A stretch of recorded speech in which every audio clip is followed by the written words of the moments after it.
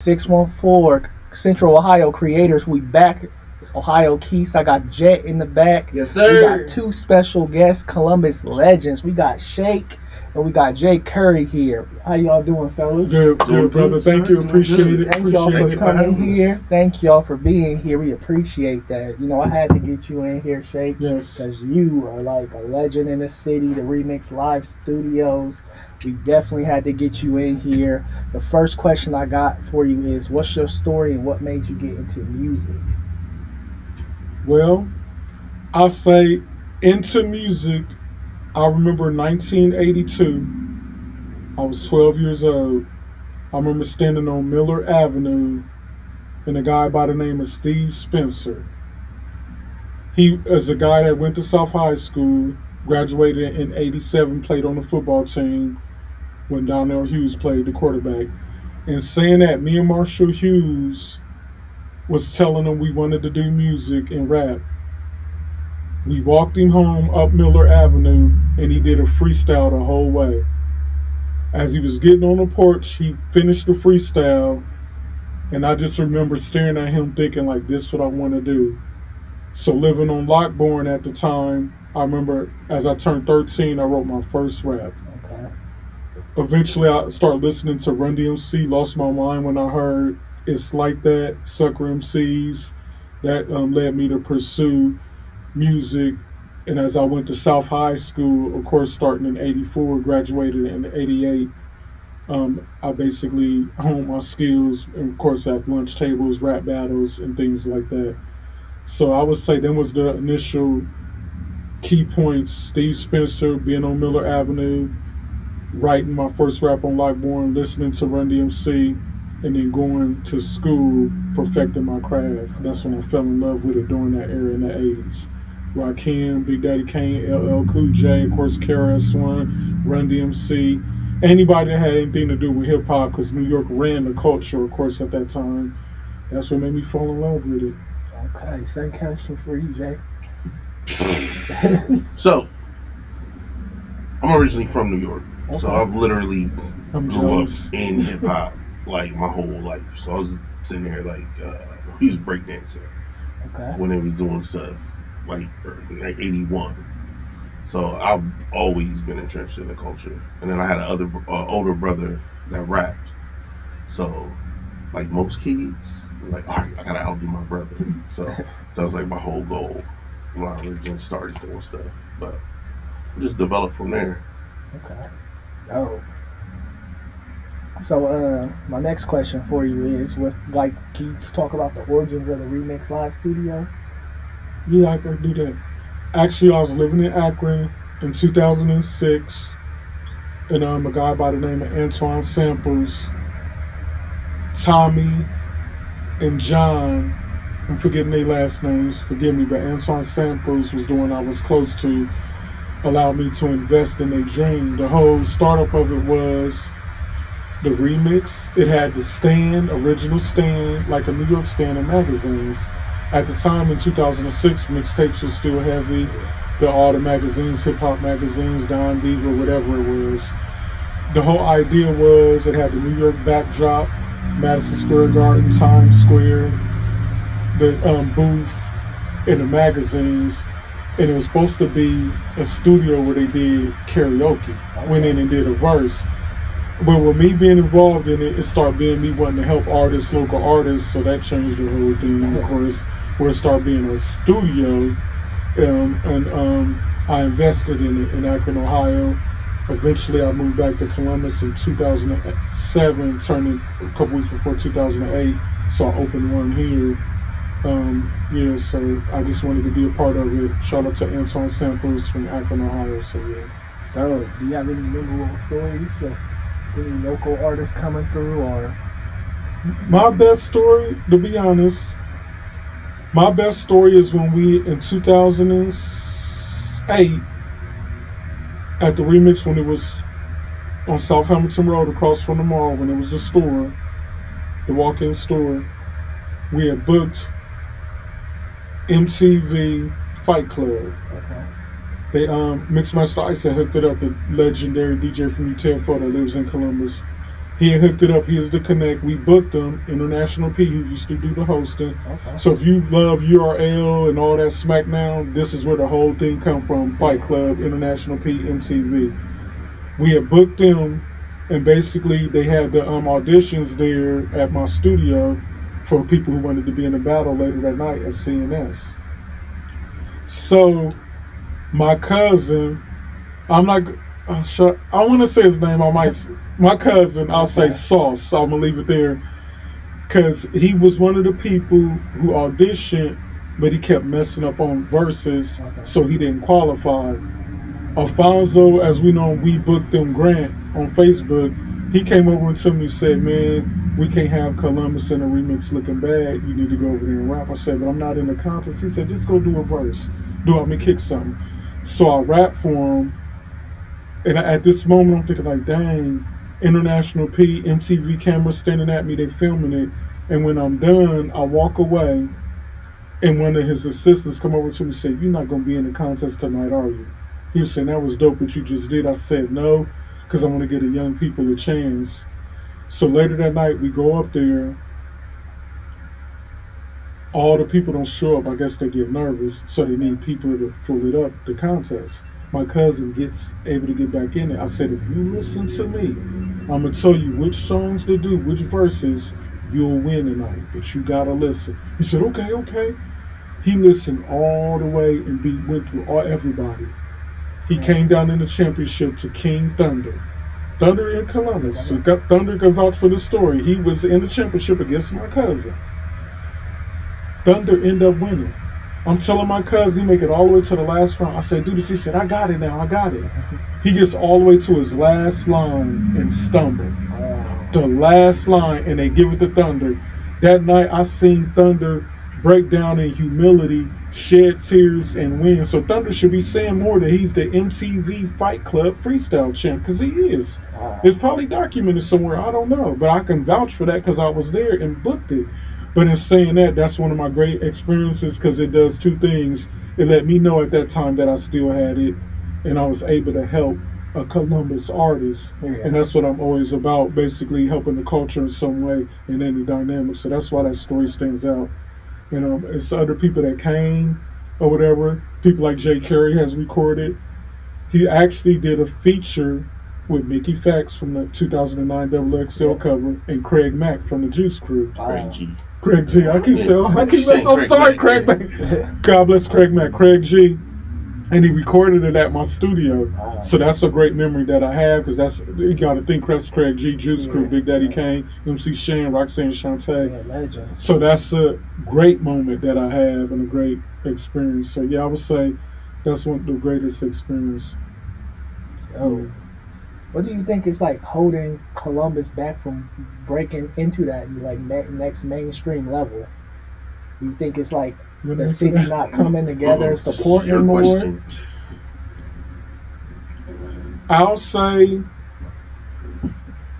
for me, my perspective of what's holding Columbus, I personally don't believe we embrace each other.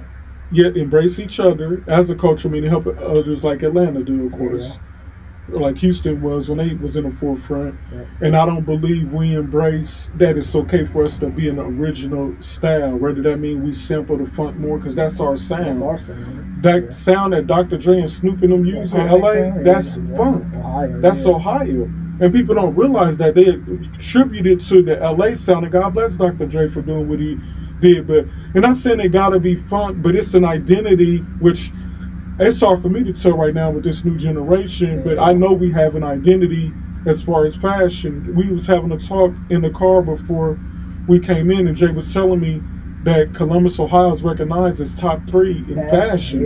Yeah. And I didn't know we was only behind, we say, New York and LA. That's crazy to me. Yeah. So we have an identity, we just gotta embrace it.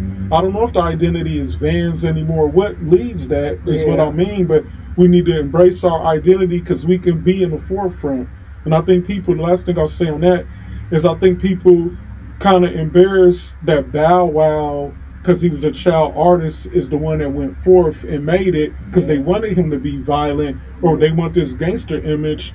When to me, Columbus shouldn't be recognized as just a gangster image or town. When we got Ohio State Buckeyes, and more people know us for that. If it makes sense. No, that makes sense. Like, we've had that conversation on the pod before because of like we've talked about like some people's egos, how like people might get like a song that get a buzz and they start acting like they're like Jay-Z or Diddy of the city and think that because they got this buzz or something or got a feature from like a Gucci man or somebody that they can like downplay everybody else. But that's something I believe that the city needs to really like work on so we can like all come together and have that Atlanta, Houston, even Chicago with like, I'm not going to say with the drill music because them kids out there going crazy, but Columbus can have its own like little run because Cleveland, they got major artists up there doing it, Doughboy and MGK, so hopefully Columbus can. I mean, it all depends too on how you look at it, honestly, because Columbus has artists that are doing like major things, right? You got your J-Rolls, you got your Illogic, you got your Blueprints, you got your Copyrights, you got your Rashads. A lot of it, and this is to me, I'm not even going to say for shade, a lot of it boils down to the people who are doing music now don't understand the history behind the music. Everybody's competing, trying to be that one. I want to be that one, I want to be that one. When in all reality, we've already had that one. We've had that opportunity. And it's like, it didn't get followed up on in the mainstream light. So it's like you can go outside of Columbus and Columbus is recognized worldwide. It's like, oh yeah, y'all know Illogic, you know Blueprint, you know J. Rawls. Oh, you saw J. Rawls on Jimmy Fallon. There's so much out there. We don't see it because it's people that we're seeing like all the time. But you hit up somewhere like in Italy, they're going crazy over the Illogic album. They're going crazy over J. Rawls. J. Rawls is doing things where he's teaching at Ohio State.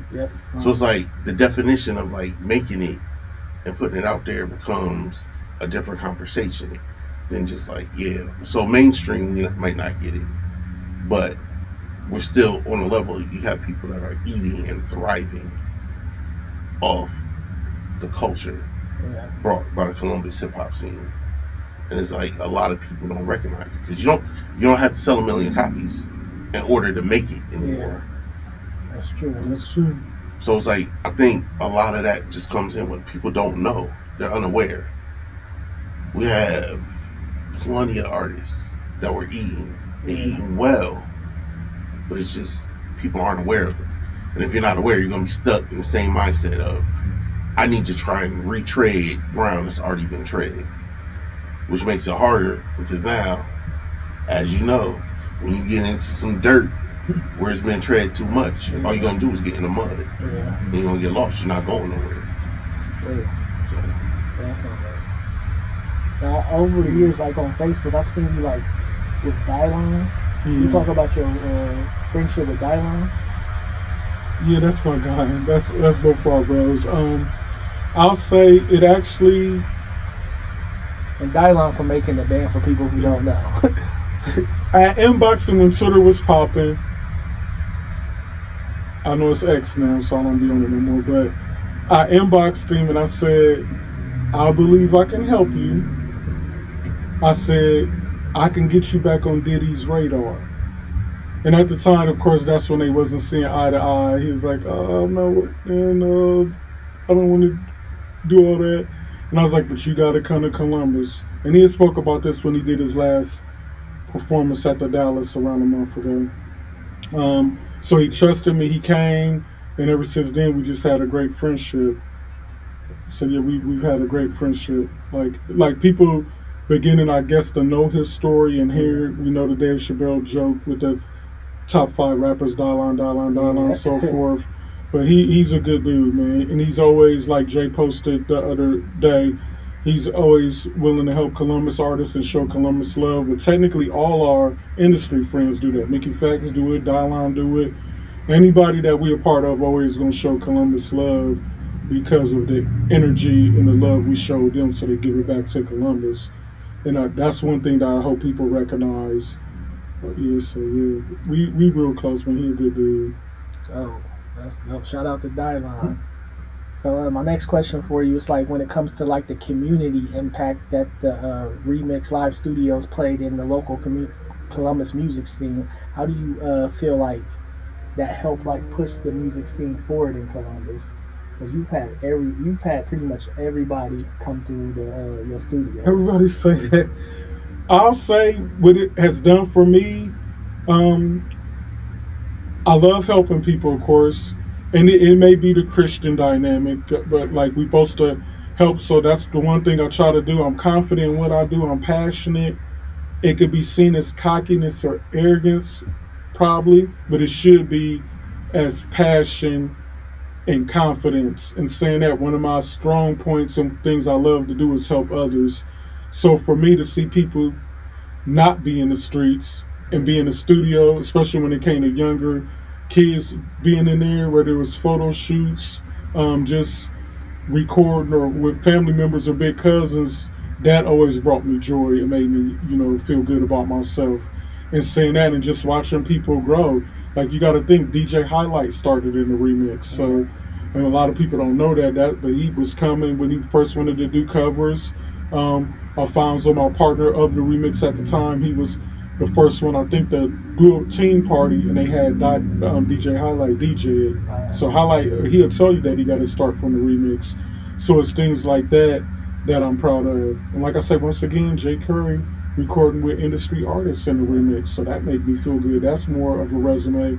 Yeah, so the fact that I get to help people and watch them grow as artists, and it was like a what's it called, artist development for me, because some people was coming and they didn't know how to even talk and do interviews, but by the time I got done with them and holding the camera and making them take pics, they felt comfortable.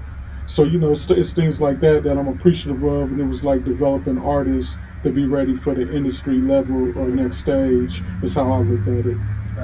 What about you, Jay? Do you have any memorable moments? The remix? Man. This is me personally. Like, a lot of the time I spent at remix, it wasn't even recorded.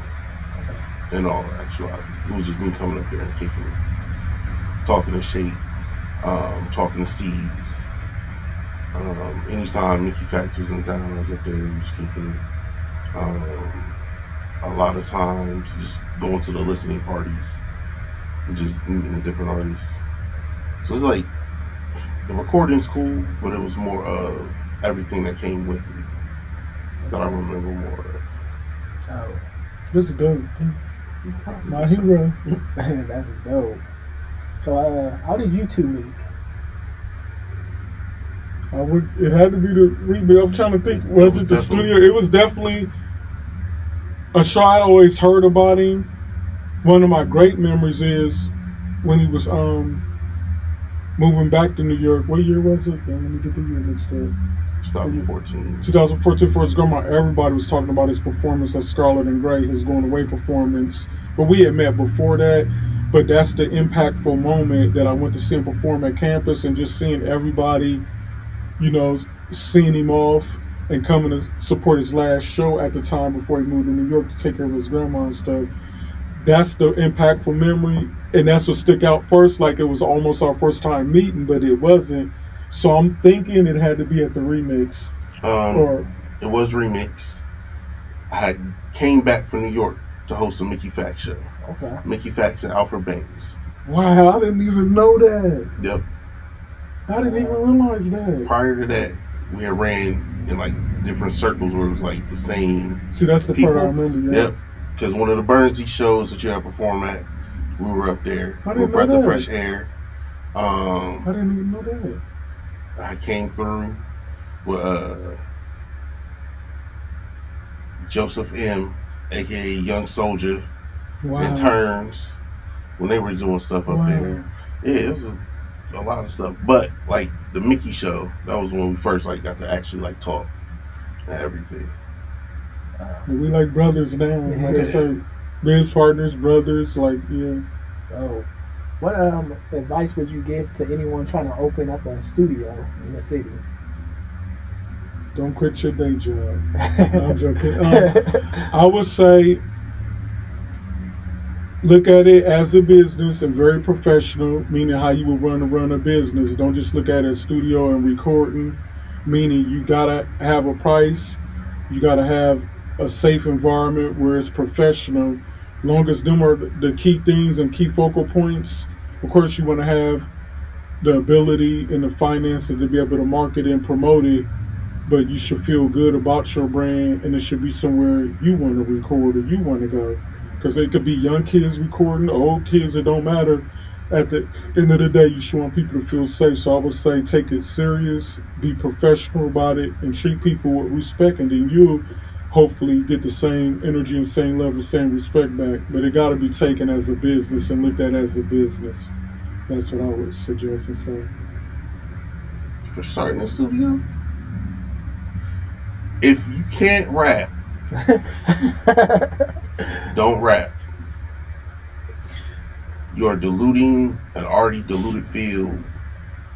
Learn how to do something else. If you want to start a studio, do that. But you don't go rap. And I say that with the most passionate, like deepest passion. He's the uncomfortable truth. Like he gonna tell you, and it's gonna be transparent but uncomfortable sometimes. But it's the truth. No, we need that. We definitely need that. He's like, oh, that's comedy. But I wanted to talk to you about your music, Shay. Like, oh, you listen to the songs? I listened to the songs. I enjoyed it. I could definitely see like the message you was going for. Yeah. Yeah, we need more of that. Definitely. Are you currently working on anything, or do you plan on? No, all that, like I said, was at least 10 years old, but it's more, my dynamic was BA Superman, like I said, Black Angel, at the time, 2012-ish, and after, and I was Superman, not only trying to save the world, the Superman story, but trying to save hip-hop, just that dynamic and be a positive light. So I would attack gangster rap, but I'm gonna say I'm not in the space mentally or probably emotionally to want to do music, and it is because of the industry. But I am interested in wanting to be road manager or manager, and if I did do it, it would be more of just to get it out my system, to get in the studio for therapy, not to be trying to put out a project and get on. Like I might even be open to doing the show at the Dallas, just because that's the hip hop place. He introduced me to the lovely people at the Dallas on Cleveland Avenue. Okay. It's a beautiful place. Terry and Kurt Diggler and Jay Carey. But that's something I would want to do for therapy, but it's not nothing I'm looking at doing no more. Because like I said, it puts me in a dark place. Yeah. And what I mean by that is competitive. And if people can't be competitive how I grew up, and it always got to turn to beef and personal stuff, that make it not for me. So I love talking about music though, hip hop. I love debating about who the best, who the GOATs are. That's something that's in my heart of hearts to always do. But in the perfect world for me, it would be a hip hop, and it would be a message like how it used to be. It would, whether it was Public Enemy, Carey, just whatever it was. It could be Will Smith, Fresh Prince, fun stuff. It just puts me in a dark place knowing that it's so dark and there's so much negativity in it, and that's going to offend some people. But like I say, if you come from that and you really a gangster, then I can't say nothing about that. I understand that's your way of living wherever it is, but to make that the focal point, and in certain cities that's not really like that, that's the problem that I have. So that's not nothing I want to do no more, so I don't plan on putting out nothing. No, I understand, especially with like the music industry today and how where hip hop's at now currently. There's not that many like on the mainstream artists that's like pushing that consciousness besides like a Kendrick or J. Cole on that level. But when it comes to like underground, there's like more of it. But what do you think needs to be done for like more of that consciousness and positive rap to be given more light instead of like the drill, the drugs, and killing people? I'll say this. When it's taken out the hands and control of the ones who created it, And I could say we could look at the New York dynamic. What raised me, what influenced me, what inspired me to want to do music. Let's look at the New York dynamic. Okay. Let's look at that Grandmaster Flash group. One of the members, I think Kid Creole, I don't want to be mispronouncing his name, has said in an interview that hip hop stands for higher, infinite power, healing our people. So when you have in today's time new artists saying, all these old heads and OGs is mad, they trying to tell us what hip hop is. Hip hop is what you making, man. We the new hip hop. Well, you could say that about your music and say that's the angle you want to go. And if that's what you want to do, that's fine. But hip hop, the ones who created it was supposed to heal. Yeah. So if you're making music about violence and destruction and that's not healing, we can't say that's hip hop according to the founders. Right. So in saying that, once it was taken out their hand and it's in the control of these labels who's using it and pushing the agenda, that's the sad part about it. So I would basically say if you really pursuing this music, I can't tell people how to make music, how to rap, what to rap about, but basically say something and stand for something. Just as an individual, you should want to do that. Yes. And another example I use, I'm going to be careful in saying this, it's hard to defend, and I don't want to use the word defend, but it's hard to speak on a Bill Cosby situation, R. Kelly, and we'll say P. Diddy. When you look at that dynamic of women and the story that the media is pushing. Yeah. But the best way I can say it, somebody opened my eyes. Let's look at Diddy, since I'm connected to Dylan. At the end of the day, I'm being careful. God bless the women, God bless the parties. If he used this influence wrong, whatever that dynamic was, but we know the agenda has been pushed. That we know R. Kelly, his dynamic was young women. Bill Cosby was allegedly said it put pills or whatever in drinks. Now Diddy, it's the parties. Let's focus on the parties. Let's look at Hugh Hefner. Yeah. Playboy Mansion, parties. Hugh Hefner died at 91 years old. Almost 100 years old. I personally don't recall Hugh Hefner facing charges like these and getting dragged through the court off of parties. Now let's look at this. We know for a fact that there was underage women in there. Yeah. But you had to be a certain age to be at them parties and oppose and be a part of Playboy. We all know. We know it was athletes there, actors and entertainers. Realistically, do anybody think in that Playboy mansion they was never snorting cocaine or doing nothing crazy? Right. And when I say these things, I say that to say this man made it to 100 years old, and that was looked at as normal because he was running the Playboy Mansion. Yeah. It didn't matter. You would know you was going in there to see literally naked girls. So what kind of position did that put them women in with men, liquor, and drugs? Yeah, that's true. But now we go to Diddy, and so that's all I say. When you look at it, use your own mind is all I can basically say. But I will say, Bill Cosby owns a lot of New York, a lot of real estate, and a lot of people don't know this. We all know Bill Cosby was trying to buy NBC. Yeah. All I'm going to say is Diddy was on the lines of doing the same stuff. I'm going to leave that there. And all of a sudden, all this came out. Yeah. It's the same pattern, no matter what nobody's saying. It's not to offend nobody. With R. Kelly, I'll say, R. Kelly, an R&B singer called me, one of my famous friends, an R&B singer. They said, anybody that understands publishing know that in a million years, R. Kelly could never be in debt to a label. Off of his publishing alone, R. Kelly should be worth 2 or 3 Kanye's. We're talking about publishing. Right. R. Kelly's a billionaire according to the publishing. But we all know R. Kelly came out and was transparent and said he wasn't able to articulate contracts, wasn't able to read and understand. Mm-hmm. So they had all this publishing. But when it was key and he was at his peak, everybody was cool with the Aaliyah stuff. Mm-hmm. Now this is a woman he married. They couldn't drag him through the mud then in court because that would have messed up the publishing. 30 years later, when the publishing no good, R. Kelly can have that back. Now we could go back 20 years and punish you for dating 13-year-old girls because we don't need to publish it no more. Meaning, when songs are played in commercials, when it was at its peak, they was getting paid for that because they owned the publishing. Now, like, Diddy giving away publishing now because it's no value. This is what I mean. You got to understand these things. And I mean for it to go this way, but it's stuff like this that people have to pay attention to. And why I say the industry is dark. Because most of this stuff is just, and it's a secret so I probably am giving out, but it's dark. And that's why I say you got to have a plan. You got to know what you want to do. Some people don't want to be on a major label. Some people want to be independent. You just got to have a budget and know what your goals are and your plan. And stick to it. And don't go to no parties if you're invited. All right. So my next question for you is like the type of legacy that you hope to leave behind.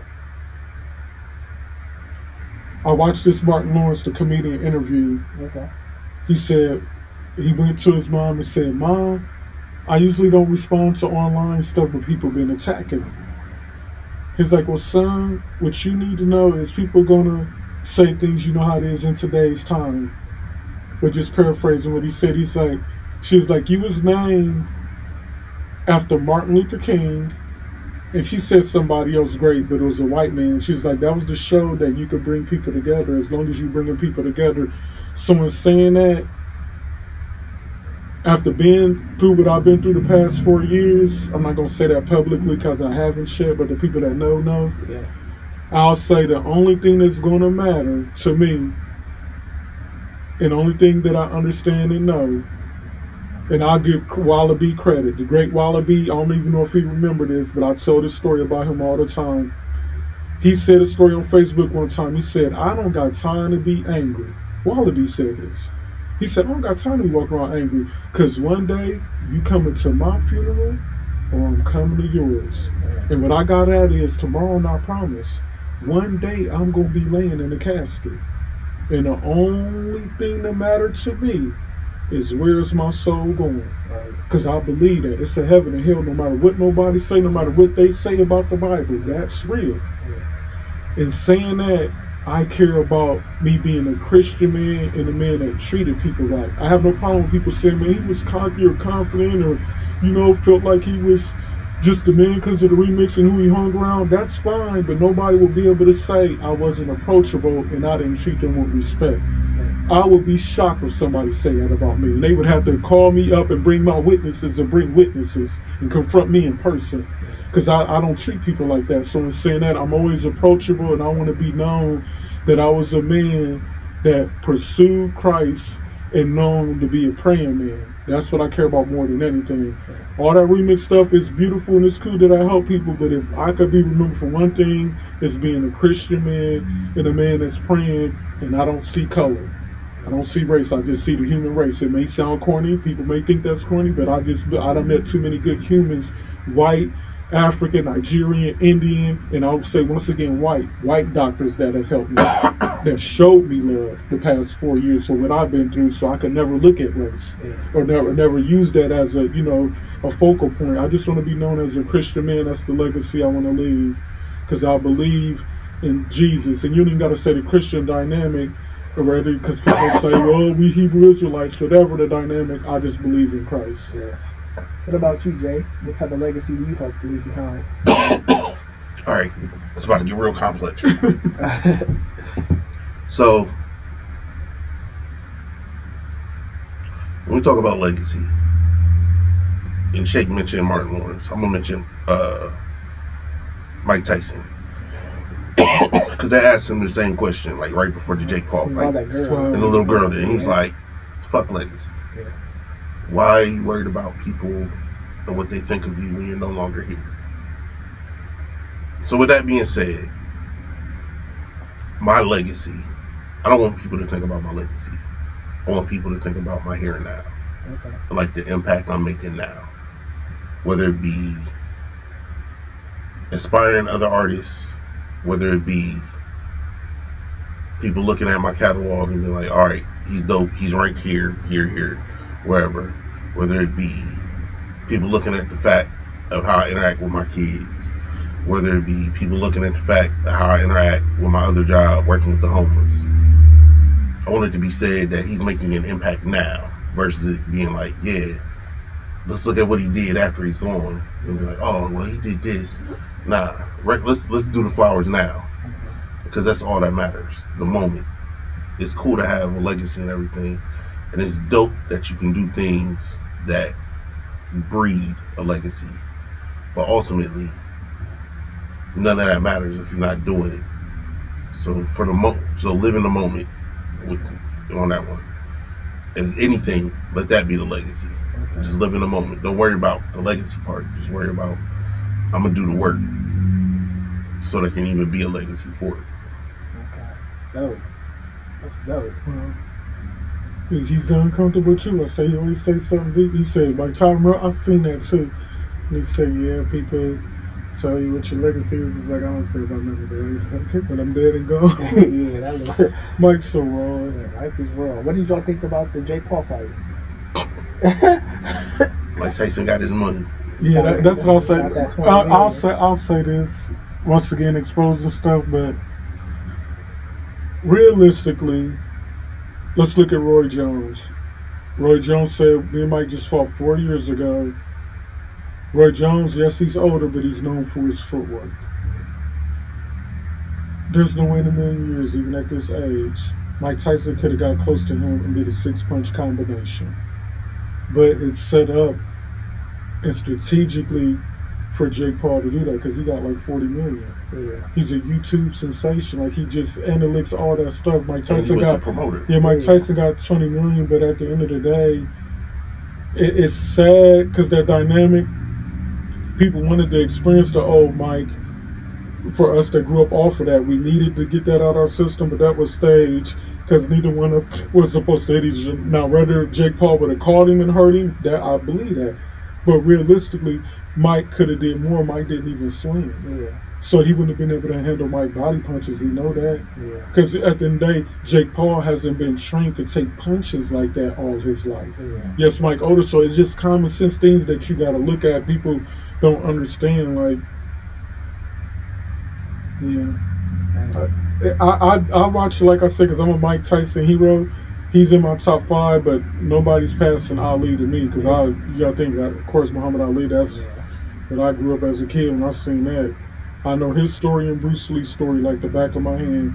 Them the two greatest, even though Bruce Lee is karate, them the two greatest athletes in a sense to me of their craft, two people in their craft.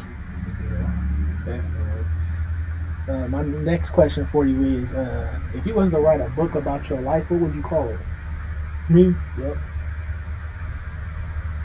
What I always wanted to call my first album that I never put out, It's a Good Thing You Found Me.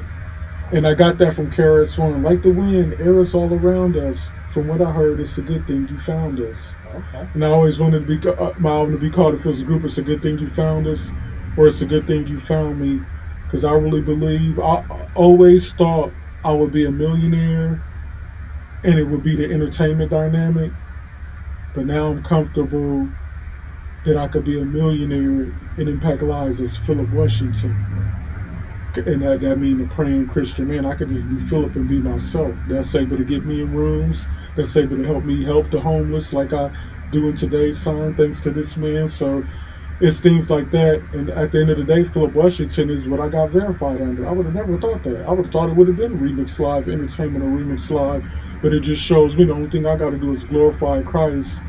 So yeah, I would write a book, and it would probably be the dynamic of me for how I feel like my life of prayer impacted my life and shifted my life. It's things that I could look at because of prayer, and it's not a coincidence that has literally shifted my life, like I was telling him. So, and he's one of the big impacts I would say this past year. He's a prayer answer for me. So in that sense, it would be basically a Christian dynamic, and there's so many people that has done that and wrote books that people just turn their ear when you talk about God. It's sad, but what I want to say is we should be looking at that Bible, how God was talking to the Hebrew Israelites. If we look at it like that, the black culture will understand the love, the care, and the sacrifice God did for his tribes. And the only reason we scattered and going through a difficult time of 400 years because he said this had to be done. That's Bible. Anybody with common sense know who was thrown on ships, know who was taken from Africa, know who went through something for 400 years, knew who was in bondage. Just common sense. It's not even argumentative or racist. We could look at the movie Roots. And it's just amazing to me that all the people back then were saying, go back to Africa. Now nobody know nothing, don't know who the Hebrew Israelites are. So that's what I tell people whenever they want to doubt God or mock Jesus. Just look. And at the end of the day, realize what Jesus is. Once you look at it from that dynamic, you'll feel good about yourself. And it's no knock to the picture in the white, because I don't want to get into the color, but that Bible is a history book. That's how it's supposed to be set up. It's a certain people history. And God said they his people. But in today's time, the church look at it, we God's people. Every Christian, it don't matter. But no, it's God's people, and that's Israel. So that's what, What about you, Jay? If you was to write a book about your life, what would you call it? Man.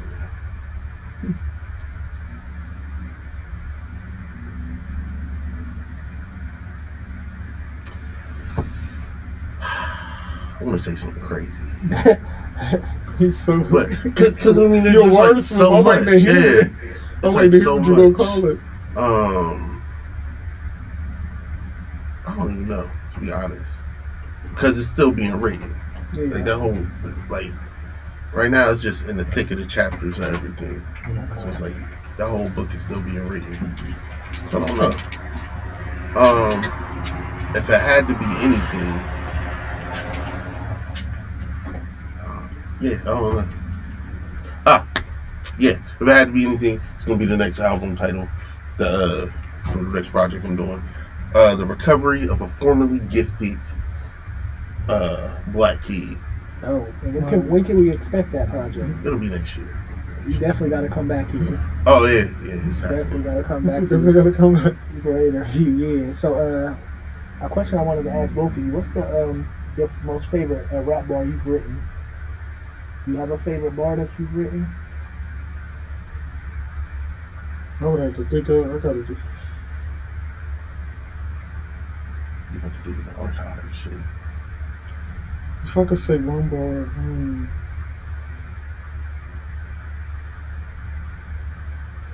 I guess it ain't the. Well, I'll say I could look at it who I do it for when I said I do this for the Tupac Shakurs and the Big Papas. It's amazing that the feds still ain't found who shot you. I do it for the mom with 2 or 3 kids, low self-esteem, don't know where the daddy is. Even though that's not my favorite bar, it's something that meant a lot to me. And if I take All I Do Is Win, I said 330, which was Akron, 614, of course Columbus. It's Midwest Clown, why they tripping? I've been spitting way before they was blooding and cripping. I would say that is an impact to me. So I would say them 2 things. And it's older, don't get me to start rapping. No, what about you, Jay? You have a favorite bar you've written? Man, no. And I'm gonna say, because I do a lot of freestyle stuff. I forget a lot of the stuff I say. Like, other people go bananas over it, but it's not something that's like gets committed to memory. If I have to say something, it'll probably be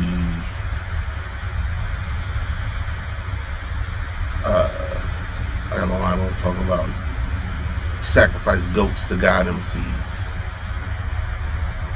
Where it's literally just talking about everybody and the greatest of all time. Because I'm a firm believer, like, yeah, you got your people that are goats, but you got level above all that. Yeah. And a lot of like lyricists should aspire to be greater than the people they consider the greatest. So it's like you got your God level MCs, like your KRS Ones, your Rakims, your Royce the 5'9", your Eminems, your cats like that. And then you got the people that consider to be the greatest, where they might not necessarily get the attention that the greatest gets. But then again, like even in religion, a lot of the people who they're looking to follow aren't as popular as the prophets for it. So it's like that's probably one of my favorite lines. So We about to wrap this up soon. I got my final question for you guys. Do you have a message to the Columbus, Ohio youth? Of course, I'm going to say put Christ first. I'm just, that's, at the end of the day, just know the bigger picture is, if I could tell everybody that, like, that's the message. Try to put God first no matter what you're doing. Like, you got to have a foundation in the life of prayer. That's just, everybody have to know it's something greater than us out here. We just ain't get here by mistake. So, yeah, I would say put God first, put Jesus first. That's my dynamic, the Christian dynamic. If you're a Muslim, do that with dedication. So, yeah. What about you, Jay? All right. So, before I say it, let me get some background real quick. So, for like 13 years, I worked in an after-school program. Okay. Right. Prior to that, I worked for the Transit Arts Youth Arts Program. So, I've been working with youth for over 20-something years. Mm-hmm. During that time, we've had the Trayvon Martin situation, all the ridiculous police killings of the younger kids going on.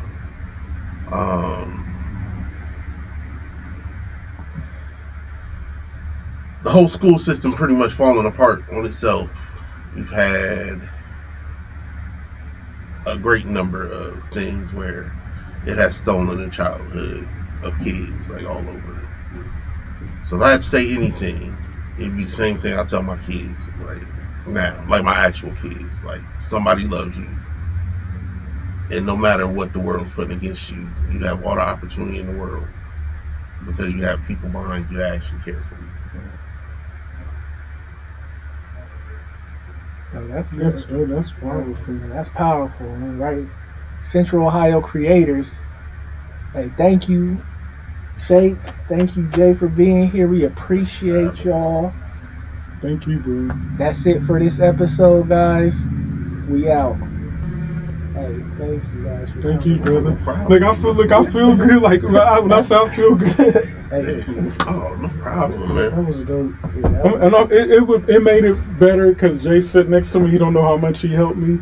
Because at the end of the day, the crazy part about it, I remember always seeing your post when you was doing music years ago. Yeah. And I think, because it's hard for me to remember everything when I take on a lot of information, but I think publicly you had said you were stepping away from music, or I can't remember if you posted that on Facebook. I did a whole mixtape that I was going to put out. Yeah, I think whatever the dynamic was, but the first thing I thought about, I was like, man, I got to meet him in person because your temperament like mine, meaning all of us in a sense, when you're a humble and meek and a caring person, technically hip-hop ain't the place for us. Yeah. But I'll say what has given him an edge is he has the New York dynamic and he has battle rap and freestyle.